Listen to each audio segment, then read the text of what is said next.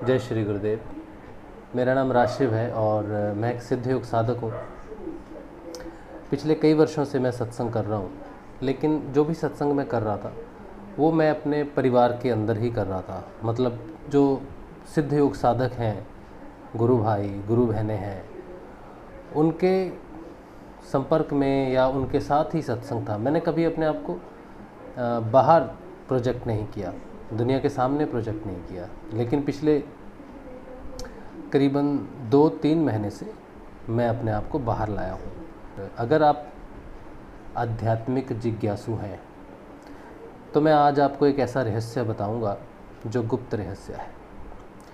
रात के 12 बज रहे हैं। जनरली ये हिस्सा मेरे जो मैं डेली ब्लॉग्स मैंने अभी कुछ दिन पहले बनाने शुरू किए हैं उनका हिस्सा होता है। डेली ब्लॉग्स के एंड में 5 मिनट का मैं एक गुप्त ज्ञान शेयर करता हूँ, तो जनरली उसका हिस्सा है। लेकिन मैं थोड़ा इसको विस्तृत रूप से आपके साथ रखना चाहता हूँ, क्योंकि ये एक बहुत ज़रूरी भी है। और डेली ब्लॉग में अगर लोग नहीं भी देखते हैं तो अलग से इस वीडियो को जो है काफ़ी लोगों तक पहुँचाया जा सकता है। तो मैं जो आज बात कर रहा हूँ वो आपके आध्यात्मिक जिज्ञासा के विषय में है। हम जितने भी लोग अध्यात्म में प्रवेश करते हैं, कुछ लोग बिना गुरु के प्रवेश करते हैं, पुस्तकें पढ़ते हैं, या किसी को परिवार से अध्यात्म मिलता है, या किसी को अंदर अपने अध्यात्म पथ पर चलने के लिए उनकी प्रेरणा है, आंतरिक प्रेरणा है। तो कई प्रकार से लोग जो है अध्यात्म पर चलते हैं। जब से मैंने अपने आप को बाहर प्रस्तुत करना शुरू किया है लोगों में, तो बहुत सारे लोगों ने अभी चैनल को सब्सक्राइब करना शुरू किया है। तो उनके प्रश्न जब मैं लेता हूँ तो मुझे बड़ी प्रसन्नता होती है कि गुरु भगवान ने मुझे ये आज्ञा दी कि तुम अपने आप को अब बाहर लेके आओ, संसार में लेके आओ, लोगों तक लेके जाओ। तो मैं जब उन आध्यात्मिक पिपासुओं के, उन जिज्ञासुओं के प्रश्न सुनता हूँ तो मेरे मन में उनके लिए प्रेम भी आता है, और उनकी मदद करने के लिए मैं थोड़ा सा उतारू भी हो जाता हूँ। मुझे अच्छा भी बहुत लगता है।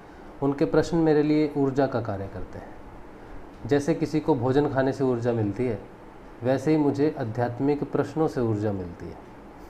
अगर आध्यात्मिक प्रश्न ना हो तो मेरे अंदर जो ज्ञान का कुआं है उसमें से मैं कुछ भी नहीं निकाल सकता।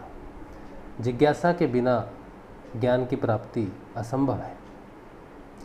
तो आप जितने भी लोग आध्यात्मिक ज्ञान के पिपासु हैं, जिज्ञासु हैं, और आप सोच रहे होंगे कि हमें आध्यात्मिक ज्ञान कैसे प्राप्त हो, तो मैं आपको एक गूढ़ रहस्य बताने जा रहा हूँ।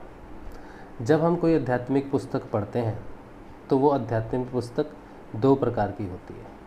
पहली, जिसमें आपके प्रश्नों के सारे उत्तर बहुत साफ साफ और क्लियर दे रखे हों। जब आप उन्हें पढ़ते हैं तो आपको अपने प्रश्नों के उत्तर मिलते हैं और फिर आप शांत हो जाते हैं। दूसरी पुस्तक, जिसमें आपके प्रश्नों के सारे उत्तर होते हैं लेकिन रहस्य में छिपे होते हैं, गूढ़ रहस्य में होते हैं, इनकोडेड होते हैं, जिन्हें पढ़ने से आप समझ नहीं पाते। ऐसी बहुत सारी पुस्तकें हैं। मैं लैंग्वेज की बात नहीं कर रहा कि आप संस्कृत नहीं जानते तो हमारे वेदों में, उपनिषदों में अगर कुछ संस्कृत में लिखा है तो आप उन्हें डिकोड नहीं कर पा रहे, मैं उसकी बात नहीं कर रहा। भाषा प्रतिबंध है, मैं उसकी बात नहीं कर रहा। मैं बात कर रहा हूँ कि सरल हिंदी भाषा में भी कुछ चीज़ें ऐसी लिखी जाती हैं जो पढ़ने से समझ में नहीं आती, क्योंकि वो कोडेड होती हैं, इनकोडेड होती हैं। तो इस तरह की जो भी पुस्तक होती है जो हमारी जिज्ञासाओं का सीधा सीधा जवाब नहीं देती बल्कि इशारों में जवाब देती हैं, ये पुस्तकें सच में आध्यात्मिक साधकों के लिए हैं। जो साधना करते हैं, जो सच्चे पिपासु हैं, उनके लिए हैं। लेकिन जिनकी जिज्ञासाओं का उत्तर उन्हें पुस्तकों में प्राप्त हो जाता है, सीधा सीधा लिखा हुआ प्राप्त हो जाता है, ऐसी पुस्तकें आध्यात्मिक साधकों के लिए नहीं लिखी जाती। ये बड़ा गूढ़ रहस्य है। आप सोचेंगे ये क्या बात है? इसका कारण है।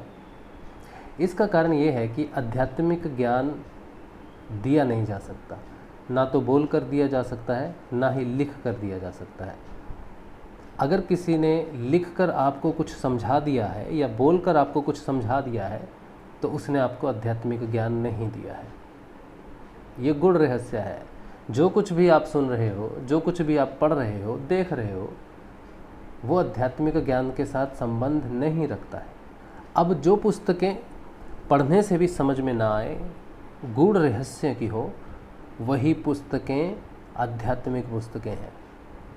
उन्हीं पुस्तकों को साधकों को मद्देनज़र रखते हुए, साधकों को ध्यान में रखते हुए वो पुस्तकों को लिखा गया है। क्योंकि पुस्तकों, आध्यात्मिक पुस्तकों का काम प्रश्नों का समाधान करना नहीं है, बल्कि आपके अंदर जहाँ से प्रश्नों के उत्तर प्रकट होते हैं उस दरवाजे को खोलना है, आपके अंदर की जिज्ञासा को बढ़ाना है। क्या बात है, यही बात है। आप अपने प्रश्नों के उत्तर के लिए जब कोई पुस्तक पढ़ते हैं तो वो पुस्तक अगर आपकी जिज्ञासा और भी बढ़ा दे तो वो सच में आध्यात्मिक पुस्तक है। कोई व्यक्ति के पास आप जाओ और आप उससे आध्यात्मिक प्रश्न पूछो तो उसके उत्तर सुनकर आपकी पिपासा और भी बढ़ जाए, जिज्ञासा और भी बढ़ जाए। जैसे आपने ये वीडियो देखा और आपने इस चैनल को सब्सक्राइब कर लिया, तो इसका अर्थ ये हुआ कि आपकी जिज्ञासा को बढ़ाया गया है। अगर मैं आपकी जिज्ञासाओं का उत्तर दे देता हूँ, आपको उत्तर मिल जाता है, तो आप नहीं आएंगे। लेकिन अगर मैं जिज्ञासा बढ़ा देता हूँ कि ये तो कुछ भी नहीं है, तुम्हारे जानने के लिए और भी इतने गहरे संदर्भ हैं जिनका दरवाज़ा खटखटाने के लिए मैं तुम्हारी मदद कर सकता हूँ, तुम्हारे अंदर है। मैं तुम्हारी जिज्ञासा को बढ़ा सकता हूँ, मैं तुम्हारी प्यास को बढ़ा सकता हूँ कि ताकि तुम अपने अंदर वो कुआं ढूंढ लो जिसमें सारे प्रश्नों के उत्तर हैं। यही काम एक आध्यात्मिक व्यक्ति करता है। गुरु भी यही करते हैं। मैं गुरु नहीं हूँ, मैं गुरु जी का यंत्र हूँ, उन्हीं का कार्य कर रहा हूँ, लेकिन मैं खुद गुरु नहीं हूँ। आध्यात्मिक पुस्तकें भी गुरु का ही कार्य करती हैं। तो शब्द लिखा आएगा, आप उसे पढ़ोगे, सिंपल शब्द होगा, साधारण शब्द होगा। उदाहरण के तौर पर जैसे हम समझते हैं कि ये रास्ता आपके लक्ष्य तक जाता है। अब ये सीधी बात है, इसमें कुछ भी गूढ़ रहस्य नज़र नहीं आता है। सीधी बात है, ये रास्ता आपके लक्ष्य तक जाता है। लेकिन आध्यात्मिक व्यक्ति के लिए ये गूढ़ रहस्य है। अब इसमें क्या रहस्य है और मेरा लक्ष्य क्या है, अध्यात्म में मेरा लक्ष्य क्या है? इस तरह से अध्यात्म को कई लोग अलग अलग दृष्टियों से देखते हैं। जब वो ये एक ही लाइन पढ़ेंगे कि ये रास्ता तुम्हें तुम्हारे लक्ष्य तक पहुंचाता है, तो वो सारे उस रास्ते पर चल पड़ेंगे जो उस पुस्तक में बताया होगा। लेकिन मूल रूप से उस पुस्तक का पथ अगर सच में आध्यात्मिक पथ बता रहा है, उस पुस्तक में आगे पढ़ने लायक कुछ भी नहीं है। वो बस यही बता रही है कि जिस पथ पर तुम अभी चल रहे हो, और चलकर यहाँ तक पहुँचे हो, इन शब्दों तक पहुँचे हो, उसी पथ पर चलते रहो। इस पुस्तक में आगे कुछ भी नहीं है। मैं सिर्फ इतना ही कह रही हूँ कि जिस पथ पर तुम चल रहे हो उस पथ पर ही तुम्हारा लक्ष्य है। आध्यात्मिक व्यक्ति को उस पुस्तक को आगे पढ़ने की ज़रूरत ही नहीं है, सारी पुस्तक पढ़ी गई। लेकिन जो सच्चा पिपासु जिज्ञासु नहीं है वो उपाय खोजेगा। फिर उस पुस्तक में बहुत सारे ऐसे रास्ते, उपाय, कहानियाँ होंगी जिन्हें पढ़ के वो उत्साहित होगा और अपना समय नष्ट करेगा। आध्यात्मिक पुस्तक अपना कार्य करती है। जिसे भटकना होता है वो भटकने के लिए आता है, और जिसे अपने प्रश्नों का उत्तर चाहिए होता है वो स्वयं के अंदर उनको खोज लेता है।